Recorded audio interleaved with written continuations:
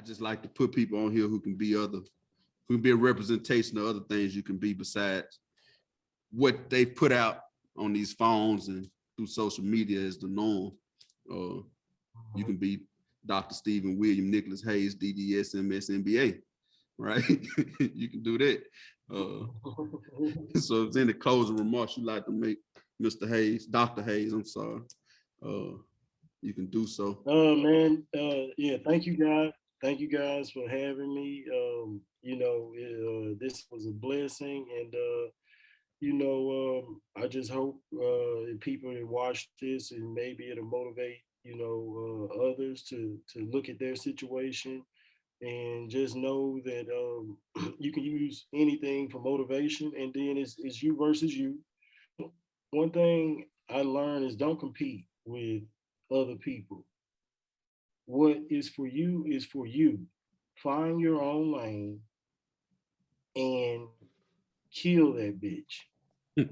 Find your own niche and kill it. Whatever your path is, this guy is over here selling bean pies. They may not be your path. Yours may be mowing yards and starting a lawn service. You know, find your path and kill it. Thank you. Yeah, well, can't say it much better. This is the L.I.T Code. We out. Welcome to the Cypher. Flow harder than the hands on Peter Piper. And now we would like to introduce you to your rivals. It's like Ali and Tyson. The hook miss with the liking. Show nothing, Mr. Bison. Maximus and Leonidas. You were in the booth with Titans. Goons, goblins, and Vikings. It ain't really nothing like us. Hey, so welcome back for another episode of the L.I.T Code. I'm Edgar Jones. Courtney Anderson. And we back at it again. I feel like it's been a while since I had this microphone in front of me, but we're here at this present moment in time. Hey, if this is your first time checking us out, I appreciate it. Thank you. Obviously somebody passed this to you or you had a chance to see it maybe on social media. But anyway, we thank you for being here and taking the time out to listen to us. If you're back at it again, if you've been really following us for an extended period of time, we also appreciate the support. But man, today is going to be a great day. We got a special, I ain't going to call him a guest. We got family in the house. All right. We got family in the house. So y'all buckle in, strap up, because it's going to be pretty interesting. You're going to laugh. It's going to be some laughs. It's going to be some good times. So Court, I'll go ahead and let you take it away on telling everybody who we got on the phone, microphone right now. Yes, sir. So like Edgar said, man, we want to thank each and every one of you, man, who been listening. This is a special, well, the episode that'll air for everybody today will be a special episode. It'll be episode number 20. This will be 21, primetime number. And for for number 21, I like to think that the number 7 is a number of completion, right? Feel like you really a big boy at 7 years old. 14, you hitting puberty. 21, you feel like you're a grown man. Legally, you're grown. So this is our grown man episode. Again, if you watch for a minute, if you watch for an hour 15, whatever you watched us for, we thank you. But without further ado, today we have a special guest, which is our family. I know we've talked to you all before if you've been following us from episode 1. The 3 people you see on the screen were all related.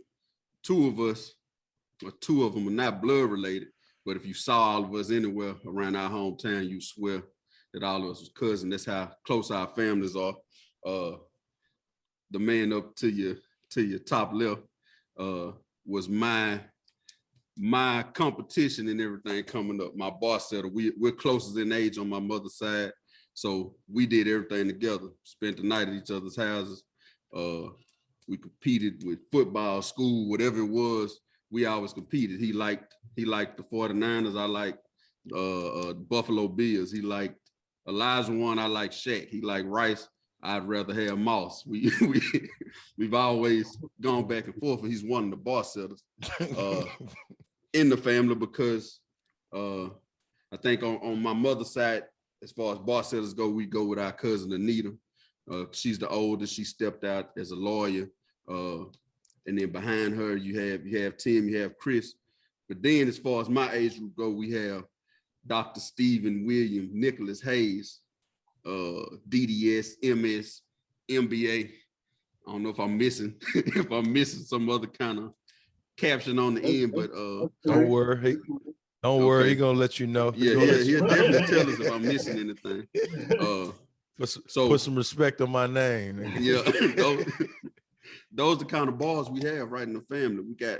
We got Edgar, 7-year NFL vet, a VP of coaching now at a big time company out in Texas. You have Anita, who has her own law firm. Tim running the funeral home. Big time preacher, alderman. This, that, and the third. Helen running the bank. You got a lot as far as our generation to aspire to have to back up. You know, we got big time bar setters, and that's one of them sitting over there. So without further ado, I'll let him talk about himself. Nobody can beat him at doing that for sure.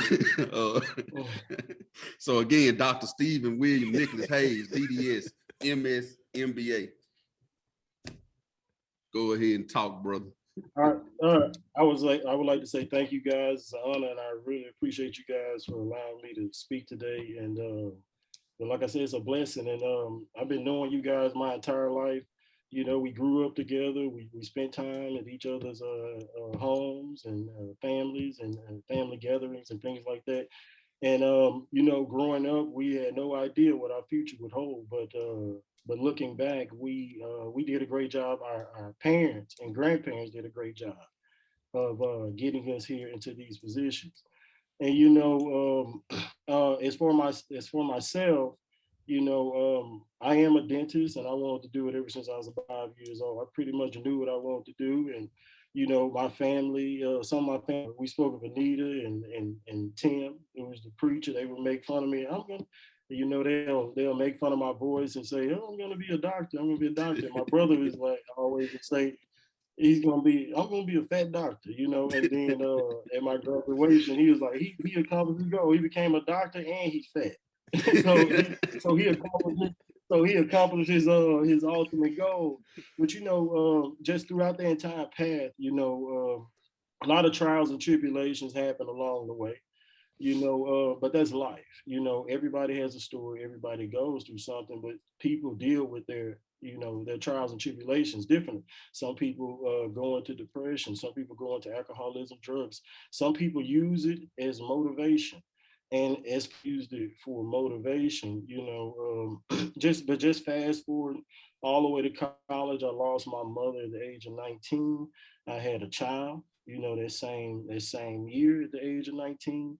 And at that point, the mother of my child, you know, left her at 5 weeks old, and it really hasn't been consistent to this day. And my daughter just turned 16, and but at that point, at 19, you lose your mother, you have a child, a daughter, and her mother's no longer there. And then, and being 19, 20 years old, going to court and getting full custody, you grow up fast. And I could have folded, or else I could use that as motivation and continue. You know, it was a short step back. You know, it kind of disrupted my studies in undergrad a little bit. I graduated in 4 years, but my GPA wasn't as high as I wanted it to be. Um, so I applied to dental school 3 times, 3 years in a row, because I was determined to do it. So after I finished my undergraduate studies at Southern University in Baton Rouge, I took a year off and was with my daughter, potty training, teaching her how to speak French, you know, and just being with her each and every day. And then I went to work on my master's because I had to build my resume. I got a master's in biochemistry from Texas Southern University in Houston, Texas, and you know, getting that master's degree helped me build my resume in order to get accepted into dental school, which is Howard University. And at Howard University, it showed me different cultural differences. Just a young man being from the South, never really having that exposure to people from all around the world. Only growing up in, you know, rural Louisiana, you only mainly saw Black people, white people. That's all we pretty much understood, and that's the differences between us, racism, so on and so forth. But having classmates from Nigeria, Somalia, Greece, from Pakistan, from Saudi Arabia, just understanding these different cultures broadened my horizon. And I ended up becoming president of the dental school there, something I had never dreamed I would ever be, and that basically maturated my leadership skills.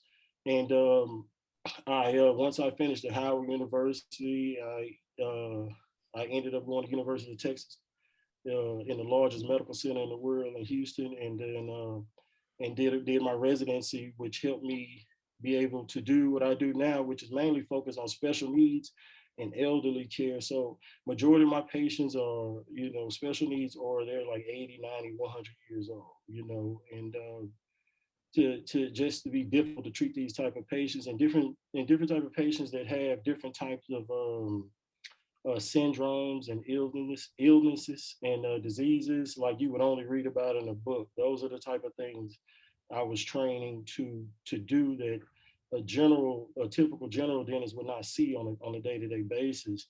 And so after that point, my daughter's living with me full time, and I wanted to work on my MBA at LSU, Louisiana State University in Baton Rouge, Louisiana. So I practiced, and my daughter was with me, and then I would go to school at night. I would hire a nanny to be with my daughter while I was at school at night, and then we'll be together every day. It was a struggle. It wasn't easy, but anything worth having in life isn't going to be easy. And so, obtaining my MBA, I remember doing orientation with the dean LSU, Dr. Dana Hart, I do believe. I remember he said this degree will pay for itself, and just me thinking, I was like, okay, we'll see. I'll see how everything goes. And by the time I finished my degree, my MBA, I doubled my income before I even finished the program, just because my thinking changed. I stopped and I started thinking like a businessman, and I turned myself into a business. So I went from employee to self-employed, and at that point, and then I mainly focused, like I said, on geriatric patients and special needs. And then I started traveling more. I started becoming a more so of a travel dentist, and just moved on through life with that. And I doubled my income at the end of the MBA. I've doubled my income since then, and basically understanding different things of negotiations, negotiating contracts, things like that. So now I'm at a place to where I negotiate contracts for different dentists, for a fee, of course, not for free. But and then I also got into real estate, rental properties and stuff like that, and it's a lot of other things that I want to do that I have in the works, but I don't like to talk about things unless I'm actually doing things. I don't like to talk about what I'm about to do. I only like to talk about what I'm doing. So that's pretty much where we are today. I'm practicing in 3 states now, Texas, Arkansas, Louisiana, and different nursing care facilities, assisted living facilities, special needs, and I love it, And if you love what you do, you'll never work a day in your life. Right on. So, Court, well, yeah, thank you for that. Thank you for that, brother, because you definitely gave us running. Now we appreciate you, man, coming out the box, sharing it, and talking about it. So, I already got questions I want to ask, but I know Courtney over there, loaded, locked and loaded. So, Court, I'll let you take it away because, Steve, it's funny because I say this and then Court, I'll pass it back to you. When you talked about being in DC, actually, me and you had crossed paths again during that time you was in DC because I was playing with the Ravens during that time, and there was there was a assumption, or I guess to say expectation I had of, damn, he right down the street now, but they ain't work out like that. Yeah. I'll talk more about that in a little bit, but Court, go ahead and go ahead and take it away, bro. I can tell everybody why it didn't work out like that, because the two guys on the screen with me share something in common. that I don't necessarily share with them. But whenever they're concentrating on something, they got a goal in mind, both of them are able to go to a place to where they'll do things that the average person won't do. It's a sign of greatness. Both of them I personally witnessed both of them do stuff that I wouldn't even imagine doing. Now, what I will do is I'll be there to motivate them through it and to joke on them while they're doing it. But yeah, I probably ain't going that far. But both of these guys are willing to do that. So I was there. I was there physically, there with Boy when we lost Aunt Mary Lou, right? When he lost his mother. I was there with him physically. I might have been in the room with him physically when he made his daughter. We was probably right there in the same room because we used to go get I just had to drive him down to Alexandria to go get her mother and bring her back up. So I'm sure I was probably working out in the dorm room on the other side of the closet or something. Anyway, that was one of the most pivotal times of his life because, like he said, he could have went to depression. He could have went to drug use, alcohol use, whatever. But I was actually there to see the decision he made. I was actually there with him the day she passed. I was there with him in the truck on the way home after she passed. And I was there with him when he got back after she passed. And so I got to witness part of what he had to do, where he had to go to mentally, the decisions he had to make. Like he said, fight or fold.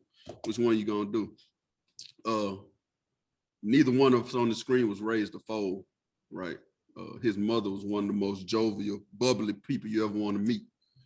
But she was raised to be a fighter. She wasn't raised to fold. His daddy wasn't raised to fold. The Hayeses are a anomaly where we're from, right? Your grandparents on the Hayes side were both business owners back when it was dangerous to own a business and be Black at the same time, in a spot where it was dangerous to do that. And then they passed that down into their children.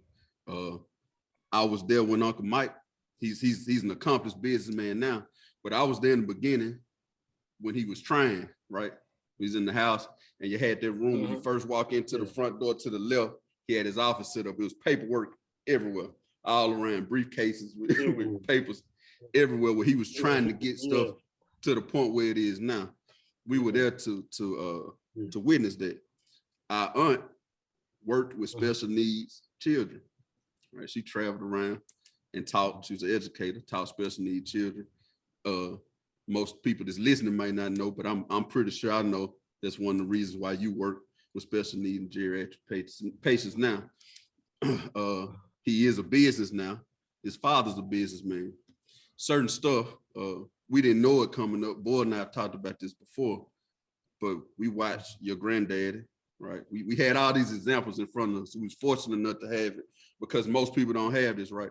So we had your granddaddy, we had Uncle George, we had your daddy, right? We had my dad as a carpenter. We had your daddy who was doing his concrete work and stuff. We had these examples, right, of people who were willing to use their skill set to provide for their families, right, and start to try to create some form of generational wealth down the line. Egg and I talk about it a lot. We talk about, hey man, one of these days, all this stuff we talking and writing, it's gonna create generational wealth.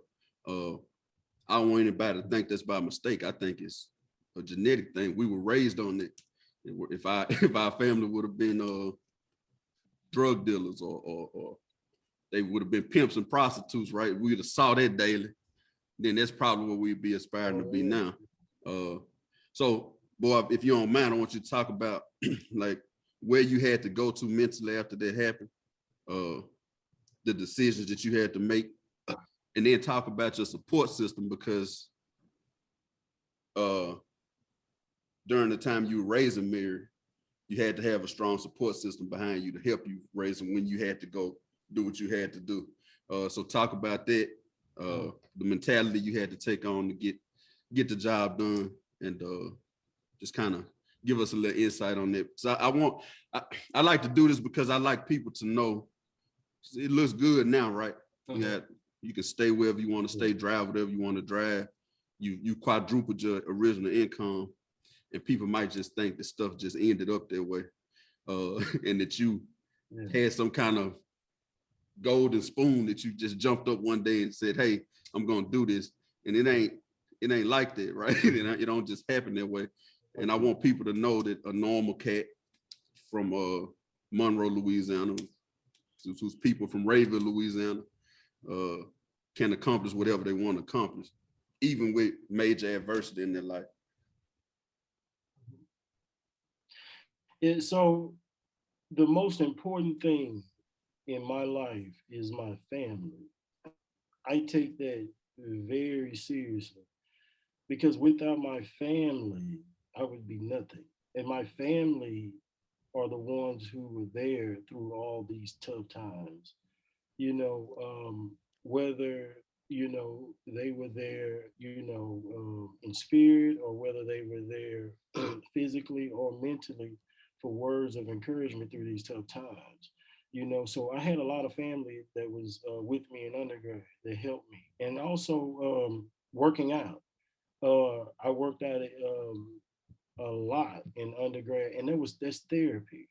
Working out is therapy, and I became in the best shape I ever been in my life. Even to this day, that's the best shape I've ever been in. And then also channeling my mother's dad all to my daughter coming into this world. I kind of refocused one Mary to another Mary. I named my daughter after my mother, and Mary was my motivation because I knew her mother wasn't in her life. And at that point, 19, 20 years old, I don't know when she's coming back. So at that point, failure was not an option for me. I I could, and I always remember, back when my mother was in her undergraduate education, I remember sitting on her bed and she showed me her report card before my brother was born, and then she showed me her report card after my brother was born. She was making average grades before my brother was born, straight A's. I remember that moment when I was only 9, 10 years old. So I channeled that same energy forward after her passing with my daughter, to where my daughter's my greatest motivation. And it's been countless nights where, it's particularly the year I took off, I had a lot of doubt. I had even sometimes family members doubting me, but I stayed steadfast. And I would be with my daughter every night. And I remember one of my family members, and I'm not going to mention him, but they told me I wasn't going to be a dentist. And when it's the people you love that tell you that, it for me, it doesn't make me fold. When more doubt is set in, I become stronger. I become better. They told me that one day. The next day, I told my father, I said, drop me off at the library and don't pick me up until you get off work. Because I forced myself into a situation to where I can't go anywhere. It became a job to me to do this, to take myself to the next level. My daughter would go to daycare. I would go to the library all day. Pick her up from daycare. We spend the rest of the evening together. I put her to sleep. I get out of bed and I sit down right next to her in the bed on my computer. And I reviewed everything I did that day. And I did it every day for a year before I worked on my master's. And sitting there on that bed, watching my daughter sleep, I would look at her with tears down my face. And I told her, I will not fail you. And even to this day, if you guys looked at her Sweet 16, I did not fail her. And I am going to continue to be motivated. And it's only up from here. And that's one of my daughter phrases. She always says like, "Daddy, hey," she get a report card. She was like, "Hey, Daddy, it's only up from here." You know what I'm saying? So she's my biggest motivator. And you know, right now I just want to be in a position to provide the resources, you know, and just give her mental fortitude to be able to reach her goals. And she wants to be an OBG and do everything I can to make sure she lives out, you know, her dreams. So Yes, sir. It's you mentioned something, you mentioned one thing, and I'm gonna let Edgar do his thing, but you mentioned you put yourself in a position where you had no other option, right? You basically used adversity to get what you needed out of yourself, right? You put yourself in a position where, okay, this all I got. I'm gonna either I'm gonna get it or I ain't, right? And a lot of people have to understand that sometimes you gotta use adversity that way. You gotta use whatever situation you're in. If it's his mother died, right? That's a range of emotion. Our last episode was about emotions, right? He had to use those emotions in the right way, right? Put itself in the box. They say if you back a wounded animal in the corner, that's when it's the strongest and most dangerous, right? So he was wounded. He backed himself in the corner to fight for greatness. And then now he's able to do certain things, like he said, for his daughter, Sweet 16. He used her for motivation. It may not be your daughter. It may just be your dream that you use for motivation, right? Everybody has a story, like he said. Maybe your father wasn't around. Maybe you lost your mother. Maybe somebody's doubting you, right? You still got a decision to make at the end of the day. Their doubt don't really have much to do with you. That's more of their business. But you can either let it hurt you or you can let it help you, like he did, right? Tidbit in our family. Yeah, I promise I'm about to give it to you, but we, our kids call certain stuff bullying today. If you come up in our family, one thing we're gonna do is make you comfortable with your flaws from jump, right? And we're gonna challenge each other no matter what. Boyle and myself were big boys growing up, right? Tim was a big boy. Chris wasn't, right? Chris would we put on Tommy. Chris say, "Look at y'all when y'all titty heel fit," right? You know what I'm saying? I crack on Steve's nose every day. He crack on me and my ears and my head and being fat and this, that, and the other. All out of love though, because there's one thing about it. From mama on down, everybody getting it. Channing Mack, our little cousin, was born with acid reflux. We call him Lil Pep. Lil Pep because he had acid reflux, right? We don't care. It's from the outside looking in, you think, man, these dudes savages. But what it does is, can't nobody else outside us say anything that's just gonna bother us enough to knock us off our path, right? We don't care what people talking about. You really don't want to get us started, because if we start in on you, you ain't gonna be able to take it, because you know what I'm saying? You won't be able to take it. So anyway, I just want to throw that in there before I pass it down to Eric. I'm sure you had stuff he wants to ask you, but y'all don't let nobody else start creating doubt in your own world. That's what I want to leave you with. Yeah. Don't let them doubt you, man, because they're gonna doubt you. I'm a living testimony to that. But I tell you what, I remember one time Tim came in our older man house with a red suit on, and Stevie looked at him and said, "You like a big ass firecracker, Tim." I forgot I said it. I never forget that, man. Like, I swear, bro, if you was around and heard how we talk to each other, you'd be like, man, ain't no way these cats love each other. Like, no, bro. That's actually them saying they love each other by the way they talk. But I just had to talk about that, bro, because I just never forgot that. But hey, man, Bulldog, talk about who sharpened your tools, man. You know what I'm saying? Me and Courtney talked about this the other day. I've never seen one charcoal cook a meal. A charcoal could only say it can get hot, but if you got a combination of a lot of them to come together, you know, it takes a group, it takes a team, it takes maybe some other person. You're 19 years old, and as you constantly growing, right, from 20, 21, 22. Man, them last, how old are you now? 35. So them last, 16 years, 15 years, your mindset was focused. Your mindset was right because you had your daughter that was your motivation. You had your motivation from somebody telling you, a family member telling you that you couldn't do it.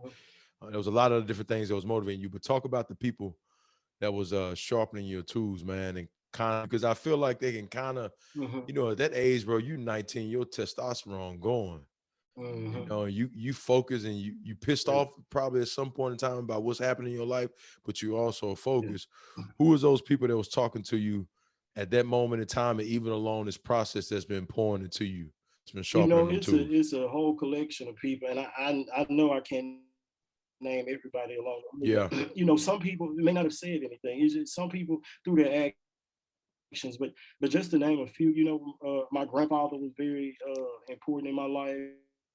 Him not finishing high school and having to go out and work for his family and be able to provide them. And some of my aunts were able to go get PhDs. My uncle Evan was able to go to the NBA, become one of the greatest players in NBA history because of his sacrifice.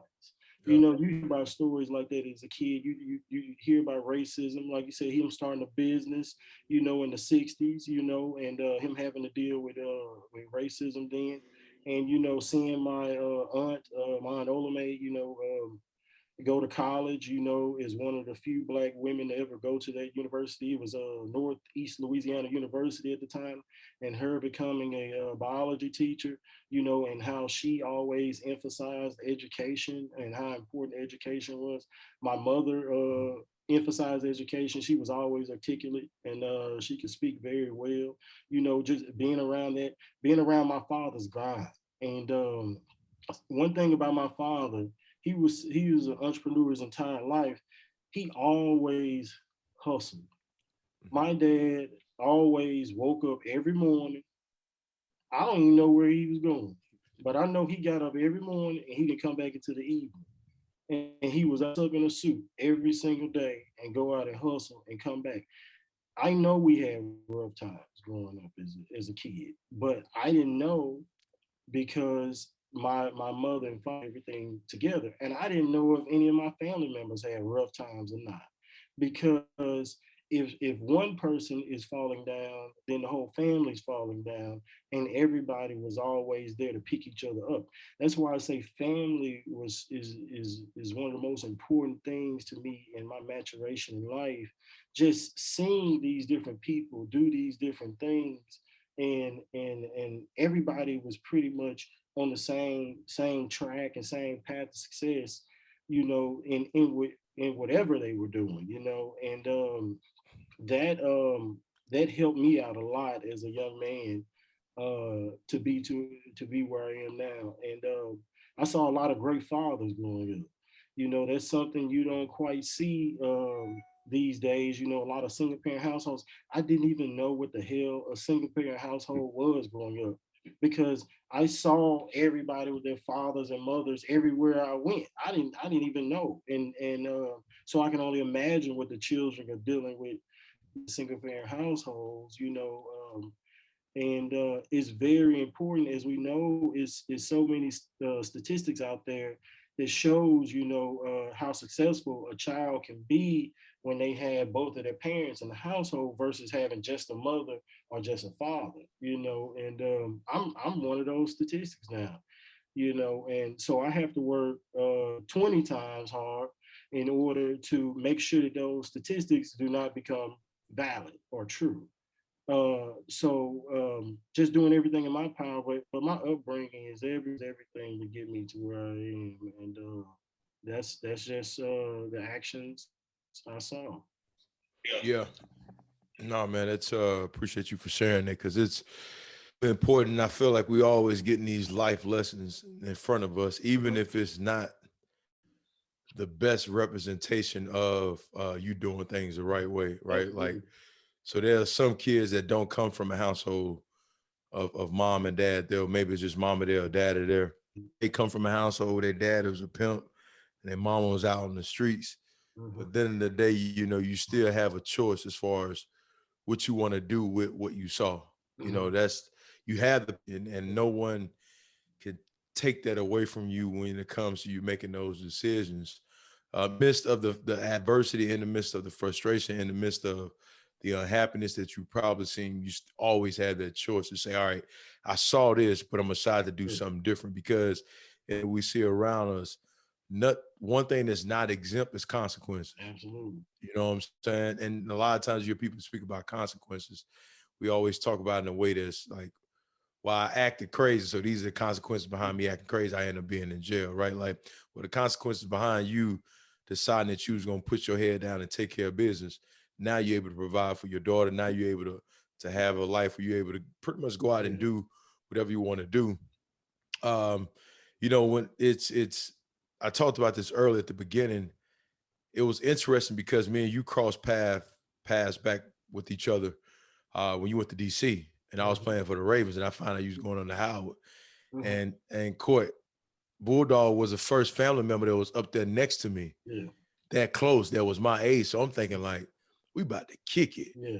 Like I'm about to be seeing him all the time. We about to be kicking it every game, every single time I go to DC, because DC taught me a lot about culture. DC taught me a lot about people. DC taught me about just being around people that come from different walks of life. And I thank the East Coast for playing a big part into how I look at life now when it comes to dealing with people that come from different walks of life. But, you know, when you was up there, I can count on my hand if it was 3 or 4 times or how many times I saw you when you was in dental school. Because every single time I would get out after a game was over with, or the next day I had a day off, I hit you and be like, hey man, let's try to go to this club. A lot of times you couldn't make it. You couldn't make it at all. I can think a couple times you actually came out and kicked it with me. But even when you did it, you was like, hey man, I gotta get out of here. I gotta boom, boom, boom, boom, boom. And I was just like, damn, like this dude is really, you know, it was how focused that you was in the midst of the temptation of that life that I was in. You know what I'm saying? Because I'm in a life that I got women around me, we got bottles around me. Life, you can do whatever you want to do, and you ain't got to come in as far as you ain't have to worry about nothing. Like, yo, you good. And you like, nah, bro, I got to go over here and take care of business. And, you know, I when I saw that with you, man, I think that was always the most impressive thing that I had experienced with you, being able to shift your focus, right? To shift your focus and say, hey, man, I get it. This is cool. I like it, but I got something that I got to focus on right now, and I got to take care of business. And I think that's something that, you know, we always tempted, man. Temptation is something that's always put in front of us. And it's all about what you decide to do with that temptation when it's in front of you. Sometimes I done taken that temptation. I done ran with it and did it, you know, and then there's other times where I'm like, all right, I need to be focused to take care of business in the midst of me wanting to hang out with my partners at 2 or 3 o'clock in the morning. I can't do this right now because I got to get up early in the morning, and I got to continue to be able to perfect my craft, because my craft is what's going to be a representation of me. So, no, man, I just wanted to bring that up because I know a lot of people ain't get a chance to see that, and I saw that. And when I saw that, I like, so everything you're saying that you're doing now, it didn't surprise me, because you dealt with temptation better than some cats I played with. Like you what you deal with it. It ain't easy, dude. It's not easy. And you know, that's something that I think a lot of people don't talk about as you continue to keep growing in life, and as you continue to keep, you know, doing better in life. Like now it's like Courtney said, right? Like it's like a video game. Each level you go to is a different boss you got to deal with. It's another level you got to deal with. And based off how you deal with that challenge, it's going to play a huge factor on how you go to the next level in life. And it's constantly always going, man. So I salute you on that, bro. Because I had some cats that definitely fell by the wayside because of that limelight. Yeah, man. I want to speak on that, man. I do remember we went to park. Yeah. I think we parked. We valet parked in the front. Went straight through the door. Got a table. Got bottles. It was just me and you. And man, we had like 6, 7 chicks at the table, man. It was some chicks from out of town. I remember, man, she was giving me her number. She was like, oh, I'm at the Renaissance Hotel and everything. You know what I'm saying? She was like, what do you do? And all this different type of stuff. She was like, I was like, well, you in the NFL. I was like, I'm in dental school. So, you know what I'm saying? Or whatever, it didn't matter. She was ready to go. She was ready to go. And but at the same time, I was like, man, should I go? Because after I got through kicking it with you that night, I was like, man, should I go kick it with her, or should I chill? And I passed that up, man. And that's what you talk about, temptation. Somebody ready to go, and I just said, man, I can't quit. I gotta get this grind. You know what I'm saying? And just like the old saying goes, you will lose money chasing women, but you will never lose money. And you know, I look back on that time because it's been so many times I passed the women along the way. And but now that I'm in the position I am in now, it's at a point to where they're chasing me, and I'm no longer chasing them. So, you know, fast forward to now, it's it's uh it's gratifying to know that I did make that sacrifice and be where I am today. So but like you said, that temptation, it was a tough decision to make at that time. That was a good night. Great Great night. night. Because I lived it. I stayed. Yeah, you stayed. I stayed till the lights came on. See, if I was where I am now, while you were in the league, it'd have been a totally different thing. I would have been able to come out with you all the time. but you know what's crazy is that in the midst of me having all them options like that and being able to do that and have that quick access to drive 30 minutes down the street and something that, man, you only see in movies that you could experience day-to-day basis. DC is a very fast life. I still had to make a decision. You know, I constantly had to make that decision of like, bro, we got meetings in the morning. I could legit go out and party all night. And this is a true story. I could legit go out and party all night. And because the Ravens practice facility all night, I could then leave the club, drive to the Ravens practice facility at 5 something in the morning, go get in the sauna, sweat everything that happened that night out of me, walk in a meeting at 8 o'clock like nothing happened. I've done that before, but sometimes I'm like, nah, bro, I can't. I got meetings in the morning. There's still business I got to take care of. And I got to make sure I'm fine on all cylinders. So that's stuff that I feel like people don't talk a lot of when you start to have options, how critical decisions are even more than they ever have been. Because now, like at that level, like the only thing you really can do from that part is fall off. You know, because you've reached that pinnacle, and even where you at in your life now, right? Like you still got to be able to navigate and move in a different way because now with social media, because the more eyes that you have on you as far as when people are not in front of you, your decisions are critical, man. Your decisions are critical. So I guess I got a question to ask you is, now that you have accomplished everything that you've accomplished, you've hit your goals, right? And I think there's a difference between I got goals in life, but I got a growth plan as well. Like growth and leadership. You talked about leadership earlier. Growth and leadership is constantly something we're constantly always doing and evolving. Like what's the next mountain you trying to climb? Because you didn't double your salary, you said 4 times. I saw a post the other day, right? Like you posted at 9/11. I saw you looking at it. I asked you about the earlier, you about to go about at 9/11. You said no to it, but like, what's the next mountain you trying to climb? So my next goal is like it's probably a 10-15 year goal. And you know, with goals, you know, the end of one goal is just the beginning of another. And my ultimate goal is financial freedom. And I'm happy with my income currently, but I want to be able to make that while I'm asleep. And putting myself in that financial position is my ultimate goal. However, I'm not going to stop working. I'm going to continue to work because I have a skill set that helps people and changes people's lives.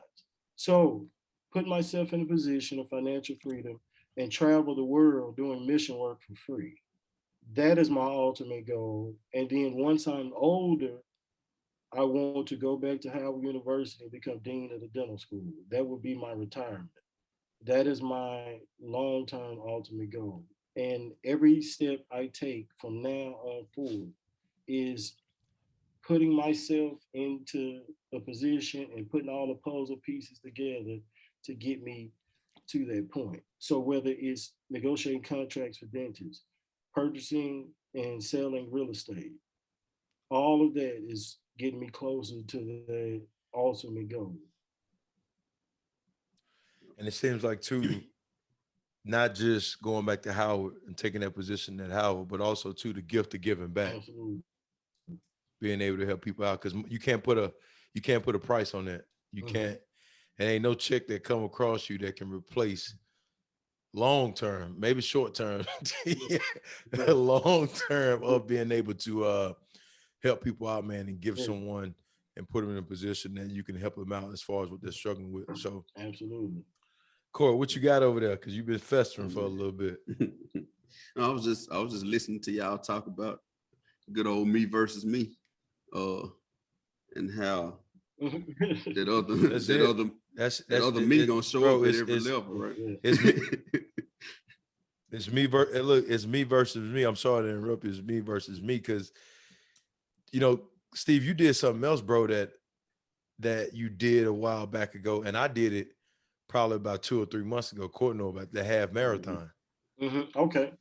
I remember you used to talk about running. I was like, man, this dude crazy.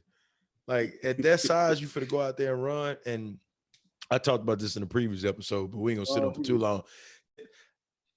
2 weeks before Valentine's Day, I decided I was gonna sign up for a half marathon. Never ran a 5K before, never ran 10K before. And I just said I was gonna do it, bro. And for 10 weeks straight, I just tapped into this and just with no music too. No music. None of my training was no music. Went out there and just slowly spent time with myself, man. And it was actually one of the most rewarding things outside of me playing the league, as far as competition, that I did, because at the end of the day, it just boiled down against me, just me, man. So yeah. All the video games we played coming up, boy. Sonic the Hedgehog, Mortal Kombat, Resident Evil, right? You get to these, you get to level 1, it's a boss at the end, right? You beat him, you go to level 2, you get to end level 2, it's a boss at the end. So on and so forth, even to the last level. The last level, most of the time, if you had a partner, right? If Tails was with Sonic, something happened to Tails for some odd reason at the end, and it's just Sonic, right? And your power bar about that big, and you got this boss with 2 or 3 power bars on him, right? And he got 5 heads, and he got these minions coming after you, and he got all this stuff, and you got to try to beat him with what's left in your little tank, right? In life, that big boss is you. That's who it is. It's you fighting yourself, because nobody can get to you like you can. We talked about support systems earlier. All 3 of us have dealt with this, and I think it was big turning points in all of our lives, right? Boy, you had support systems. You had your daughter with you at certain times, but then you go out to Howard. You just got bull. Edgar, you leave Seymour State. You go to training camp with the Ravens. You got Edgar Jones. Courtney Anderson decides to leave Raven and hang his big ass off a mountain in West Virginia. Just me, ain't nobody else, right? So now, every day, you got to fight it, because we got great support systems back home. So part of it saying, hey, man, I can go home, right? The more you get, the more money you got, the more titles you got behind your name, boy. I always use Tom Brady. Tom got 7 Super Bowls. What the hell he practicing hard for? You know his ego saying some mornings when he get up at 3 and get ready to go work out. Other Tom saying, hey, man, we got 7 rings, baby. Our wife make more money than us, and I got a few hundred million. So why we got to do this? Yeah, you got to fight that every day. Boy, you're going to be at a certain point along that journey to where you're going to have a few M's put up. You're going to be looking over here, everything paid for. And be like, all right, I got to get up and go to Guatemala and do this mission for free 99. Other boy going to say, free? We can charge a fee, baby. We can get some money. We can make money over here. We ain't got to go nowhere. And you're going to have to fight him. You're going to have to shut him up and say, nah, man, shut up, we going. Everybody got to understand. I want everybody to understand. I said it earlier. Don't let anybody else's doubt start making you create doubt in your own mind. The reason I said that is because their doubt ain't that important. But if you let them get your mind to start doubting, that's the important part. That's the part that can kill you, because now it's you telling yourself, hey man, I can't do this, right? You gotta beat that every single day. Every day you wake up, like in the morning, I'm gonna have to drive an hour out to go to my project, right? When I get up in the morning, I guarantee you, my shoulder gonna be sore, my knees. I did legs today. My legs gonna be hurting in the morning. I'm gonna get up, roll around, and I'm gonna say, man, I ought to just lay here. I ain't really got it. I call in today. It happens every morning. It always happens. It's just natural. It's there, right? Yeah. And I gotta beat him and say, nah, buddy, we got a goal in mind and we gotta conquer. You said it earlier. The end of one goal is the start of a next. Me and Edgar like to say, you reach a finish line, you celebrate briefly, and you take the finish line, you pick it up, and you throw it as far ahead as you can, and you go get it again. That's what it's all about. I said all that to get around to this point, right? All the stuff you're doing. You said marriage is your biggest motivator, right? You're gonna get to the point where you're gonna get to your point Z, right? Let's say it's when marriage your age, right? You've done everything you wanted to do. That's your point Z. Where at 35 for Mary, it's gonna be her point A, right? That's the goal, right? For us to, whatever you've done, your biggest accomplishment just gonna be something normal to her, right? So that means, okay, this is why I started. And then we got it. That's all any of us have, that's all we are, right? All we did is picked up where our parents were at their age group, and we stepped it out and taken it a little bit further. That's the ultimate goal, right? That's what we strive to do. Like you said, your mother, Aunt Olame, kicked it off. NLU at the time, ULM now. Your mother pursued, my mother pursued, right? So when we came up, it wasn't even a question. You talked about those 2-parent households.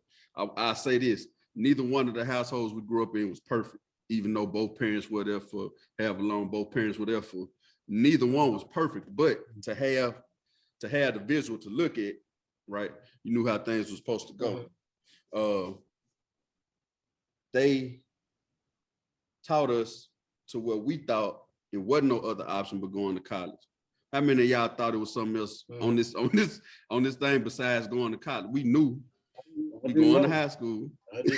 we getting out of high school, going to college. They made that they made that normal to us. Whatever Edgar's doing now, when Nova gets of age, that lifestyle, that level of success is gonna be normal to him. Whatever I'm doing, when my son, he just turned 5 on the 8th, right? The day before his birthday, he took 3 crates of toys over to a preschool and gave them away. Now he literally fussed at me about a week before that, and he told me, "Daddy, you ain't been letting me do my job." And I said, "What you talking about?" I said, "You be here with the girls when I'm at work." He said, "Yeah, I've been taking care of the girls, but you ain't let me help nobody," right? So I said, well, you know, COVID's going on. We can't give away toys at the shelter, this, that, and the other. And he was taking his birthday pictures, and the lady that's the photographer does a private preschool. And so in the midst of us talking, my wife asked if she wanted the toys. She was like, "Sure, I'll take some toys." So when CJ got home, he didn't let his mama forget. He wanted to come down here and box up old toys, gave away some of his newer stuff. He's doing it because he's always looking at me give back. I take his sister to the shelter to give away clothes and stuff with tags on them all the time. I do it because on a Sunday, there will be 50, 60 people coming to Aunt Olame's house, right? Y'all witnessed this. I ain't even exaggerating on the number. Yeah. 50 to 60 people stop by their house, take their shoes off, sit in the recliners, eat till they full, and still food left. Wasn't no money pool, wasn't nobody putting in on this, right? It wasn't that. That's just what she did, right? Aunt Willie, we go to Edgar mama house. Boy, you hungry? No, ma'am. Sit your ass down and eat. gonna make you like you don't have a choice. You gonna eat. They gonna take care of you. Ain't winning. She had restaurants, or when she ran the Sonic, the stuff they would throw away. I don't care if you was a drunk or you was a doctor. If you was hungry, she gonna feed you, right? We all come from that. We come from taking care of people from all walks of life, from talking to anybody from all walks of life. That's something my mother tells me I got from your mother, Stephen, because Ship used to fuss at me about talking to drug addicts and alcoholics for an hour in the street. But that's just, you know what I'm saying? That's just it's what we do. We had every representation in the family, right? From business owner down to alcoholics. The beautiful thing was when you're younger, you don't even know. Society got to teach you that. We don't know Uncle Henry. Uncle Henry just Uncle Henry. We don't know he was an alcoholic back then. We didn't know that. We just thought that was on. You see what I'm saying? So our upbringing was was everything. You see what I'm saying? And I just want to encourage people to pass that torch. I always consider what you're doing, because what you're actually doing is you're setting up your children's and the people behind you, setting up their starting point, right? So your point Z, one day be their point A. Keep that in mind every time you have a me versus me moment. If you stop now, you could have went that much further ahead to set up those coming behind you. Always defeat the other you every day. Think about where you setting that bar at for the people coming behind you. If you can, men especially, you're making these children do everything you can possibly do to be in their lives. Because I can't lie, like I don't have a head start on some people because my father was around. It's one thing that presence does is, no matter what rapper we saw, anybody on the streets we saw that had whatever, with nobody that can make you think they was cooler than Uncle Mike, right? When nobody, Ed was, we argue about it. My dad will beat your dad up. You know what I'm saying? We'll have a whole full blown argument about that, right? Like, when my dad got this, that's what you want though. You see what I'm saying? You want that, because if you don't have that, the outward influences, music, movies, people, the dude on the corner, now they can take his mind and run with it, or her mind and run with it. It's the same for females. Ashley Hayes don't care for nothing in the world because Michael Hayes living. She ain't nothing you can tell about no other man in this world besides her daddy. Amaya got Edgar Jones for a daddy. You can't tell Tamaya nothing about Big C. Ain't no, you can't do it. And can't nobody tell me nothing about both. You see what I'm saying? You want that. Man, I'm gonna shut up. I'm gonna let y'all do y'all thing and talk about whatever I see Edgar sipping down there. So I know he itching to throw his last good. words. No, you good. I'm letting you speak, man. I'm letting you speak, dude. I'm letting you talk. You got it. So I ain't got nothing. I mean, I don't think I say, man, is that everybody come from different walks of life, man. And I didn't. Some of my closest, one of my best man at my wedding. He just had his first son a week and a half ago. Jamil McClain. He works. We played with each other in Baltimore. Now he works for the front office of the Ravens. Jamil grew up in Philly. You know what I'm saying? He ain't had that structure at all. Matter of fact, I need to get him on this, but he did not have that structure. As far as what we saw, when he came down to Louisiana for one of my football camps, when he drove through Rayville, he was so quiet. I was like, "Hey man, you all right?" He was like, "Man, if I grew up here, I have nothing but gold teeth and have 8 babies." That's exactly what he said, because like he coming from Philly down, that's just 2 totally different worlds. But he didn't grow up with some of the blessings that we had in the midst of the chaotic situations that we had in our family.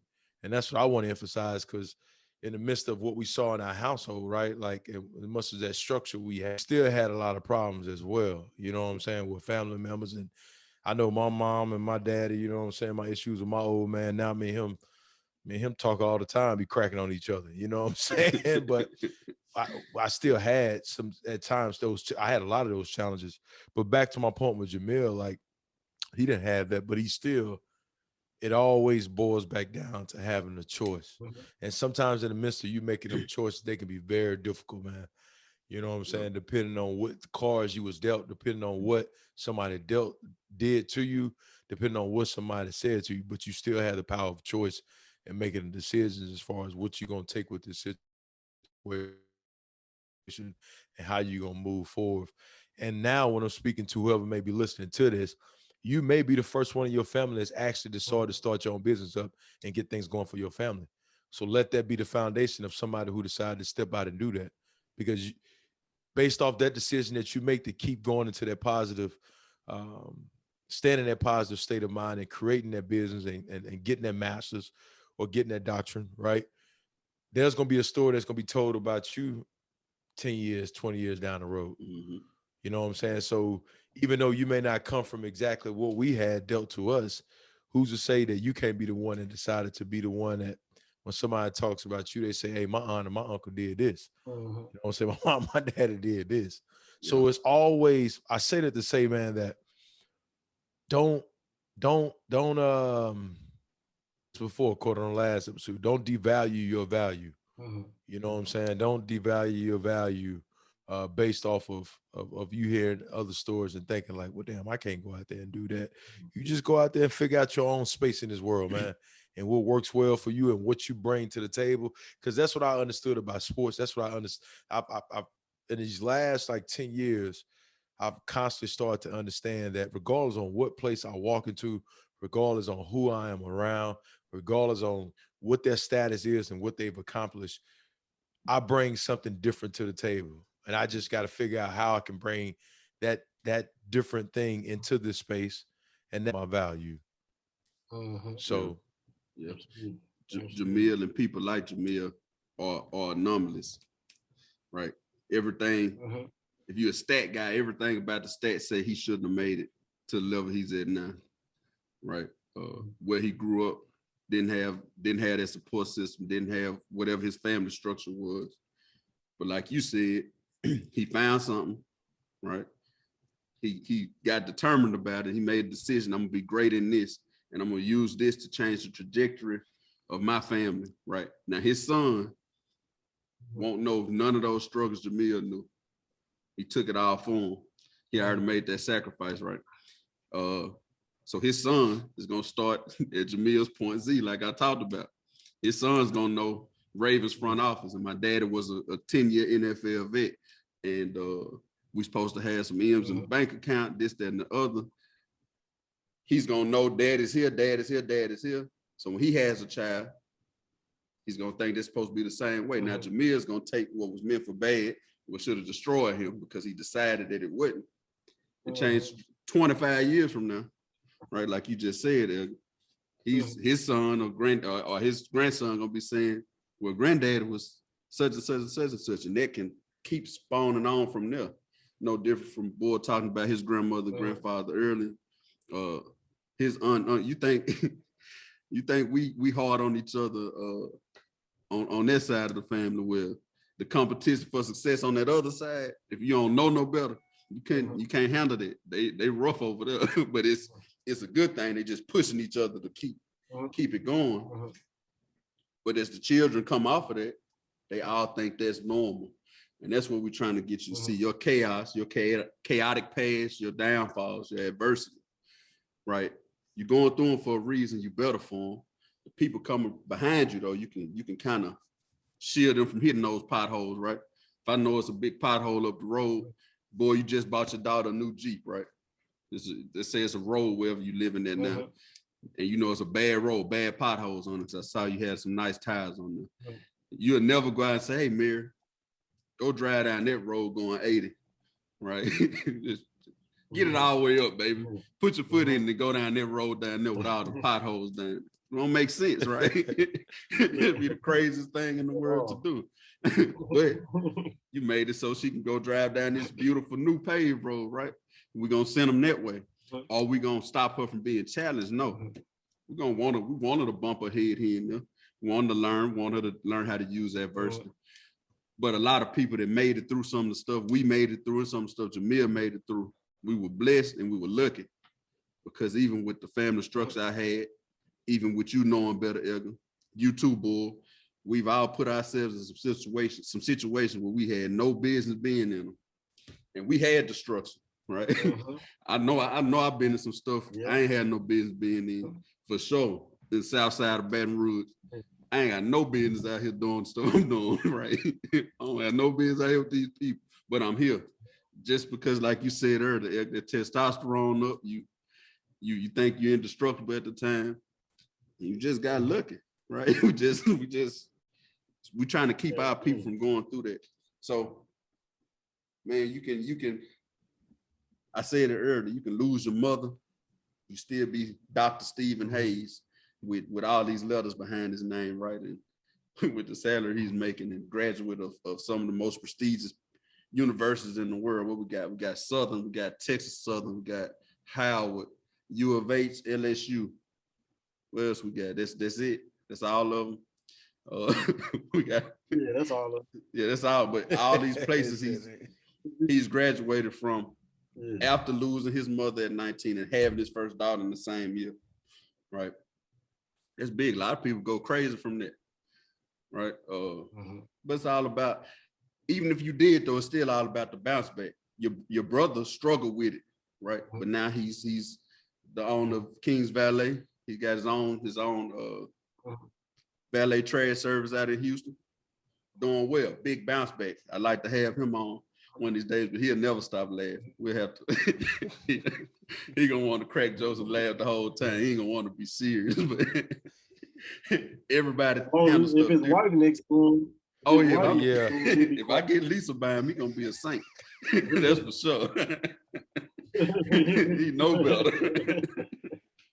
Yeah, he gonna be a saint if she right there. But even his situation, man, he didn't take it so well, and he had some rough days. But sooner or later, we call him Thunder Early. Chris Hayes had to beat Thunder Early, right? And he had to get to where he can get him under control so he can do what he's doing now. You know what I'm saying? So I'm proud of you. I'm proud of y'all. I text you from time to time and tell you that. Elga, proud of you too. Yeah.